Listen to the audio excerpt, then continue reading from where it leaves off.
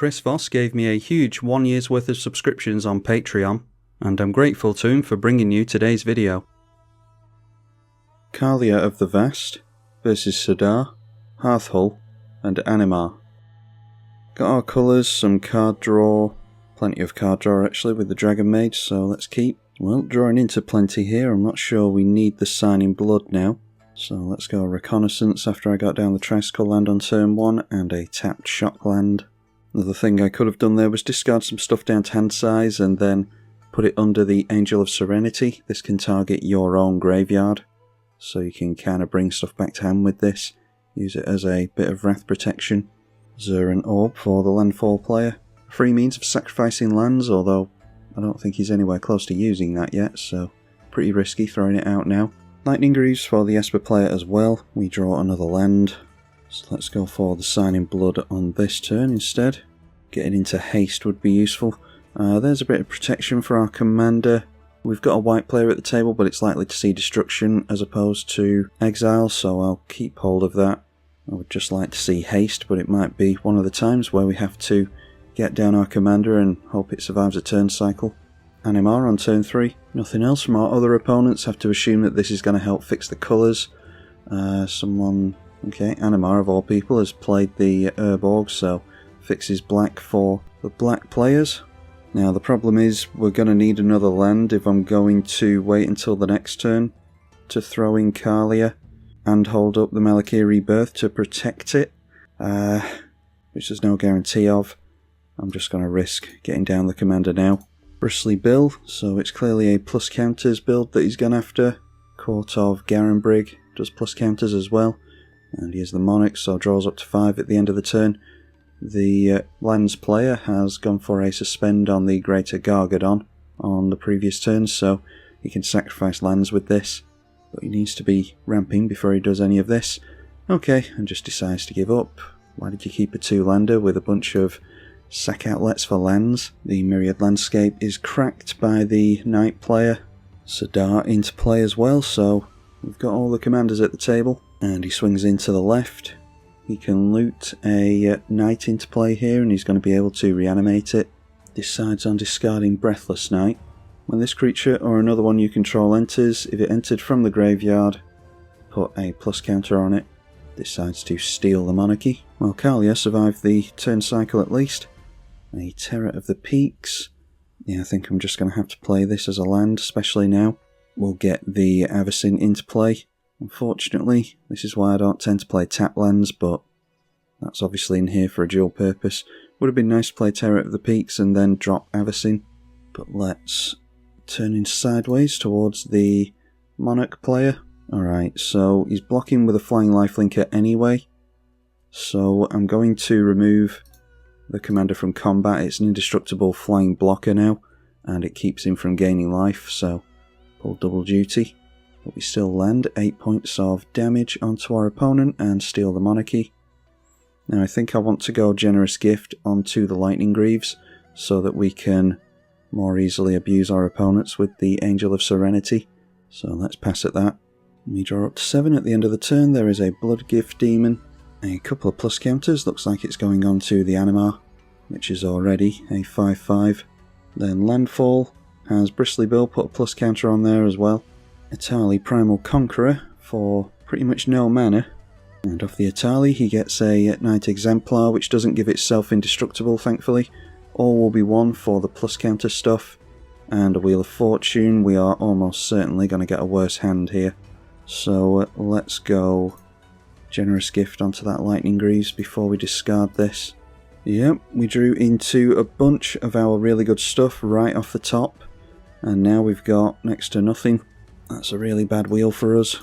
On Scales is going to get additional plus counters going. Luckily all will be 1 is damage and we've already got indestructible, so hopefully should be able to have our stuff survive here.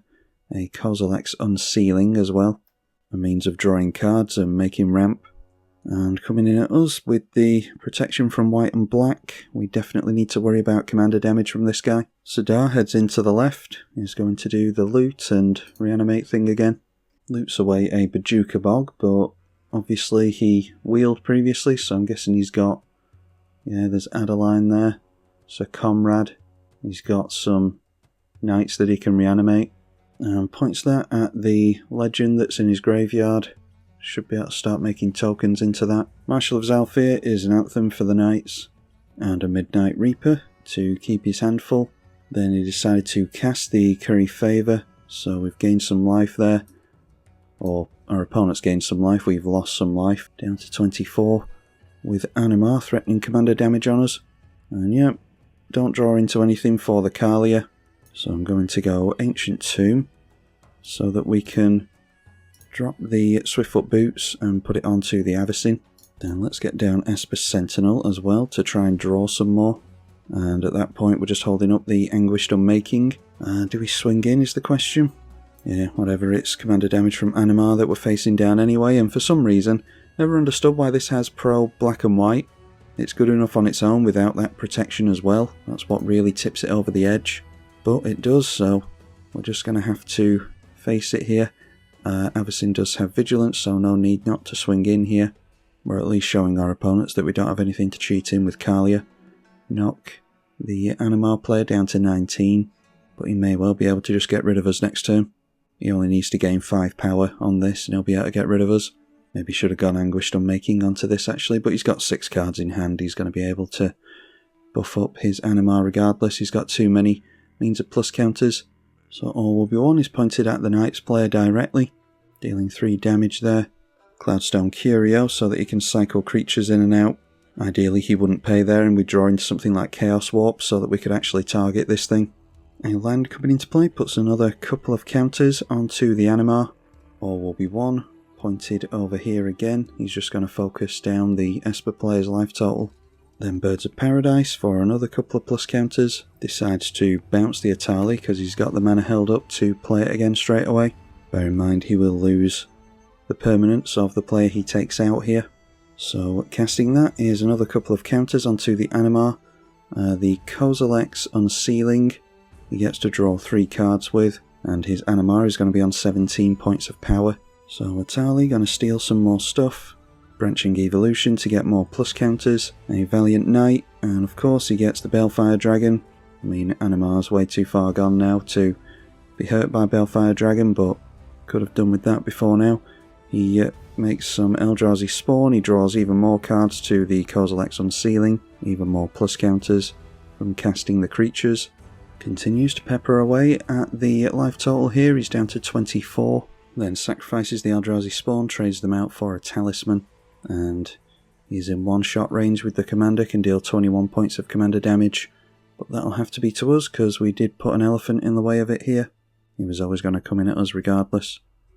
Suppose we could try to Anguished Unmaking onto the elephant so that he can get straight through. That's pretty much our only out here, but he's definitely going to swing in at us, I think. Of course, takes Animar in at us, and only a 3/3 Knight into the right, which it's just going to allow him to reanimate this, weirdly. He gains some life in the process by blocking with a 5/5 as well.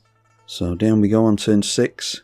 He's looking to tap another creature, just uses it on the flyer, the Birds of Paradise, so that he can get his flyers through, seemingly. Just swinging in with the commander, a 5/4 flyer. He needs to get a mono blue knight into play, really, or some means of bounce into his hand. Discarded a tri-land, but again he's got plenty of knights that he can reanimate, and then does decide to grab his Knight Exemplar, which he was given back for some reason. So indestructible on a bunch of his stuff. Shocks in a Watery Grave, and doesn't have any means of removal apparently, so he is going down next turn because of the protection from black and white that we mentioned previously. Knights of the Black Rose makes you become a monarch, he already was. Plays Fanatic of Ronas, which will tap for a lot of mana. I don't know why he's still playing around, to be honest. His Animar is just going to one-shot someone here, but that's Magic Online players for you. Let's just fast forward through everything here, and eventually I'm sure he'll bother to turn this sideways.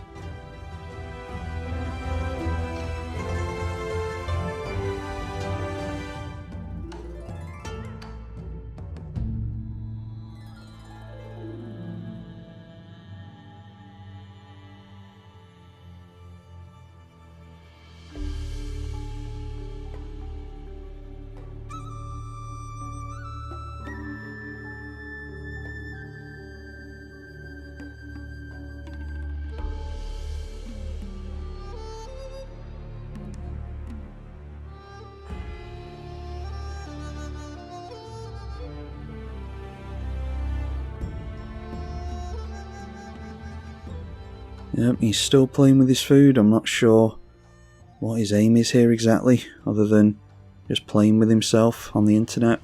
He should start up an OnlyFans if he wants to do that.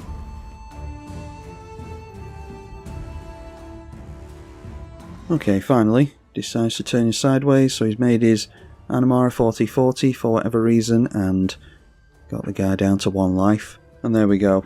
The Esper player didn't even take the damage in the end, he decided to scoop. Yeah, it was that unlucky wheel that our opponent got off us with the Atali that really screwed us over there. We might have been able to wriggle out of that one had we have kept the hand that just so happened to have all the bombs in it. Argument to be made for some reanimation in the list. Kind of threw this deck together, and I think it's decent for a Kaalia list. It's got a good amount of haste and ramp in it, but it might be we need to shoehorn some reanimation in here as well. Anyway, hopefully you all enjoyed the game. Big thank you to the patrons for their financial support of the channel as well. I'm TribalKai. Thank you for watching.